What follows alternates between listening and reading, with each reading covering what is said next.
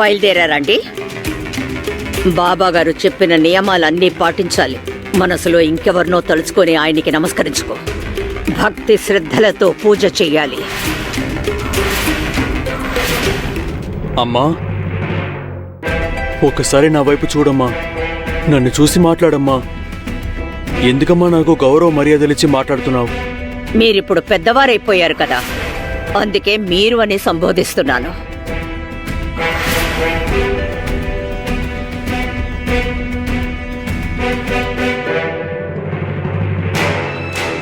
అమ్మా, నేను పరిహారం పూర్తి చేస్తే నాతో మామూలుగా మాట్లాడతావా? నాకు నమ్మకం కుదిరేంత వరకు నేను మీతో ఇలాగే మాట్లాడతాను. అబ్బాయి దిగు. నువ్వు చాలా జాగ్రత్తగా ఉండాలి. ఎందుకంటే ఆ జింగురోబా గుట్ట పరిసరాల్లో అర్ధరాత్రి తర్వాత ఎముకలు నాట్యం చేస్తాయట. అవునండి, నేను కూడా విన్నాను. అక్కడ వికృతమైన శబ్దాలు వస్తాయట. అది ఎవరైనా సహాయం చేస్తావని నీ దగ్గరకు వస్తే నువ్వు మోసపోకు దిగు. తల వంచి వాళ్ళ కాళ్ళు చూడు, ముందుకున్నాయో వెనక్కున్నాయో.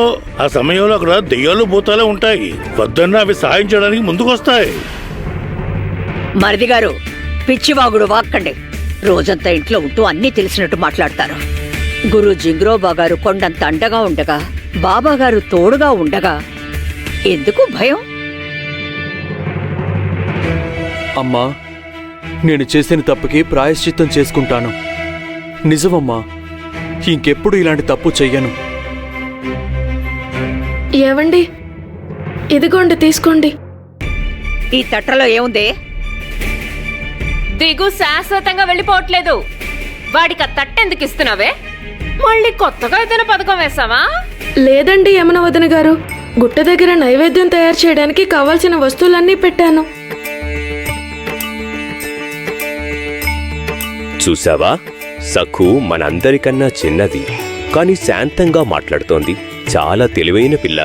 అన్ని సర్ది తెచ్చింది.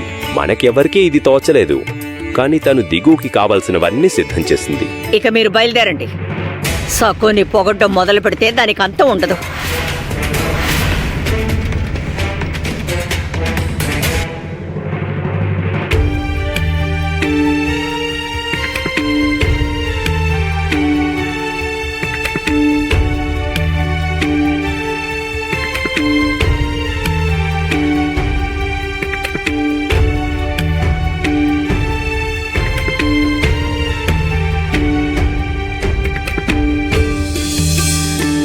నువ్వు నీ పాండురంగణ్ణి అక్కడికి పంపించకు.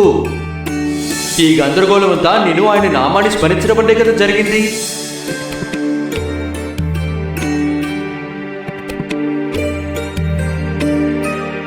పాండురంగా, ఆయన మాటలు పట్టించుకోకు. నువ్వు తనకి రక్షణ కల్పించు, సరేనా? నిన్ను గుట్ట దగ్గరికి రావద్దని ఆయన అన్నారు కదా, అది మర్చిపో. ఆయన అన్నారని రాకుండా ఉండకు. పాండురంగా, ఆ గుట్ట పరిసరాలు చాలా భయానకంగా ఉంటాయి. అక్కడ పొయ్యి వెలిగించి ఎలా నైవేద్యం తయారు చేయగలరు? అదేంటంటే గుట్ట మీద దుష్టశక్తులు ఉంటాయని అందరూ చెప్పుకుంటారు. పాపం ఆయన ఒంటరిగా వెళ్లారు. ఈ విపత్తుకర సమయంలో నేను నిన్నే నమ్ముకున్నాను పాండురంగా.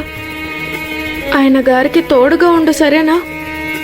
ఆయనకి ఏ హాని కలగకుండా నువ్వు జాగ్రత్తగా చూసుకో. నాకు చాలా ఆందోళనగా ఉంది.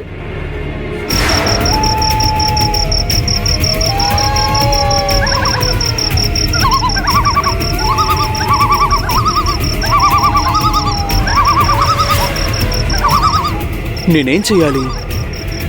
ఎక్కడి నుంచి పని మొదలు పెట్టాలి? ఏం అర్థం కావడం లేదే.